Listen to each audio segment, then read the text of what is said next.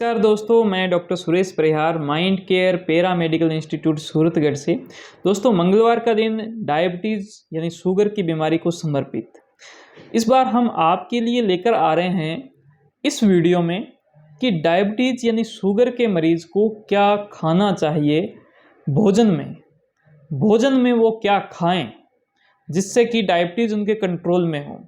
एक और वीडियो आएगी जिसमें हम फल फ्रूट्स के बारे में भी चर्चा करेंगे कि कौन से फ्रूट्स जो है उनको खाने चाहिए और कौन से फ्रूट्स उनको नहीं खाने चाहिए।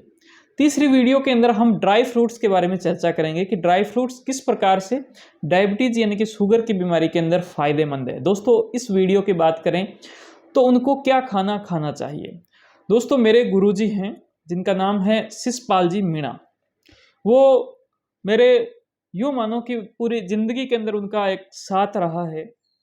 बचपन में जब मैं 3rd या 4th क्लास में था तब मुझे याद है कि भी उनका साथ मुझे मिला, उनके साथ मैं शतरंज खेला और धीरे-धीरे बड़ा हुआ, उनकी गाइडेंस में मैंने काम किया, उनकी सोच से मैं प्रभावित हुआ, उनके काम करने के तरीके से, उनका जो लीडरशिप स्टाइल है उससे मैं बड़ा इंस्पायर हुआ।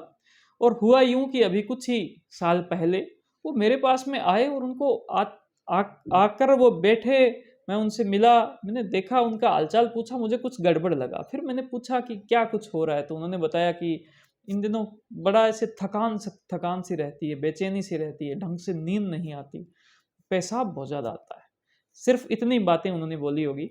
और उसके तुरंत बाद मैंने क्या किया, मेरे ही हॉस्पिटल में मैंने किसी स्टाफ को बुलाया और जांच करवा दी शुगर की। और उनका शुगर लेवल जो है वो 400 से ऊपर आया दोस्तों। और वहीं से उनका जो शुगर की जो जर्नी है, डायबिटीज़ की जर्नी है, वो स्टार्ट हो गई। और उस जर्नी को मैं आज की तारीख में बताऊं कि उनको कोई शुगर नहीं है, वो एक नॉर्मल इंसान की तरह ज़िंदगी जीते हैं। और इतना ही नहीं, उन्होंने इस पूरी जर्नी को बड़े अच्छे ढंग से उन्होंने जिया है। मैं इस पर उनको भी लेकर आऊँगा, आज उनसे संपर्क करूँगा, अगर हो सका तो आज ही उनके साथ एक लाइव कर देंगे। और मैं उन बताना चाहता हूँ इस वीडियो के अंदर कि उन्होंने किस प्रकार का खाना खाया। वास्तव में वो खाना जो है वो सिर्फ किताबों में नहीं लिखा हुआ, अगर उसको हम अच्छे से उपयोग करें तो दोस्तों हमें बहुत ज़्यादा बेनिफिट हो सकता है।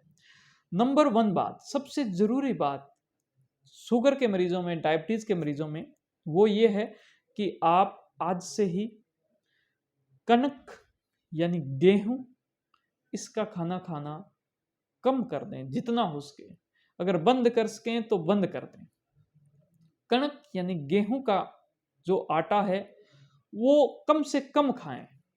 एक नंबर बात, उस आटे के अंदर अगर चाहो तो जौ मिला सकते हो, जिसको जौ बोलते हैं, या फिर जौ का अगर आप आटा अच्छा लगता है, उसको कुछ टेस्टी बना लो, उसको कुछ अच्छे तरीके से बना लो, उसके कुछ पकवान बना सकते हो, तो वो आपके लिए ठीक रहेगा। दोस्तों, सबसे बढ़िया जो रहता है वो रहता है चने का आटा, जिसको बेसन कहते हैं। बेसन की रोटी बहुत सारे लोग जो है वो प्रेफर करते हैं। बहुत सारी ऐसी बीमारी भी होती है जिसमें गेहूं जो है वो एलर्जी करने लग जाता है, तो उसके अंदर भी क्या है, बेसन जो है वो बहुत ज़्यादा काम देता है। तो जो बेसन का जो आटा है वो बहुत ज़्यादा इम्पॉर्टेंट है और बहुत ही अच्छे ढंग से वो आपकी शुगर को कंट्रोल करेगा। दोस्तों, आजकल कुछ जो ग्रेन्स हैं, कुछ जो दालें होती हैं, उनको मिलाकर भी कुछ आटा बनाया जाता है, जिसको मल्टीग्रेन जो आटा है वो कहते हैं, जिसके अंदर जैसे कि मधुहर आटा के नाम से भी आता है। ऐसा नहीं है कि उन्होंने मुझे प्रचार करने का बोला, लेकिन उनका कॉन्सेप्ट ये है कि कुछ प्रकार के आटा मिलाकर हम बना दें जो कि शुगर के मरीजों को बड़ा फायदेमंद रहेगा। तो ये रही कुल मिलाकर आटे की बात। और भी बातें हैं, अगर डिटेल में चाहते हो तो आप हमें कमेंट करें। अब रही सेकंड नंबर बात, वो ये है कि हरी सब्जियां। तो आप दोस्तों हरी सब्जियां जो है वो जरूर खाएं। हरी सब्जियों में जैसे टिंडे की सब्जी है, जैसे तोरू की सब्जी है, जैसे घिया है, जैसे करेला करेला जो है, और करेले में भी जैसे हमारे जो डॉक्टर साहब हैं, डॉक्टर राम राम भगत जी, तो उन्होंने भी ये सजेस्ट करते हैं वो पेशेंट्स को कि करेले के अंदर भी एक बाड़ करेला करके आता है। तो वो बाड़ करेला जो है वो बहुत ही ज़्यादा कीमिया दवाई है एक प्रकार से। उसको आप सब्जी खाओ, उसको सब्जी के बजाय आप उसको दवाई के रूप में भी खाओ, कि हर कुछ दिनों 5 7 10 दिनों के बाद में वो करेले की सब्जी ज़रूर बनाओ और उसको ज़रूर खाओ। ये आपके बहुत फ़ायदेमंद रहेगी दोस्तों। तो कुछ इस प्रकार से हमने आज चर्चा की कि खाने में क्या खाएँ। अब हम अगली वीडियो में ये भी बताएँगे कि फ्रूट्स क्या खाएँ, हम जो फल है वो क्या खाएँ।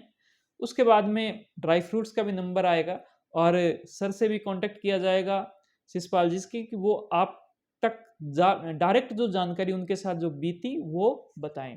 अगर आपको ये वीडियो अच्छी लगी हो तो इसको आप लाइक कीजिए, आप शेयर करें इस वीडियो को सभी लोगों के साथ में जो इस समस्या से प्रभावित है। आप अपनी बातों को कमेंट के द्वारा हमें ज़रूर पहुंचाएं और हमारे चैनल को सब्सक्राइब करके ज़रूर जाएं।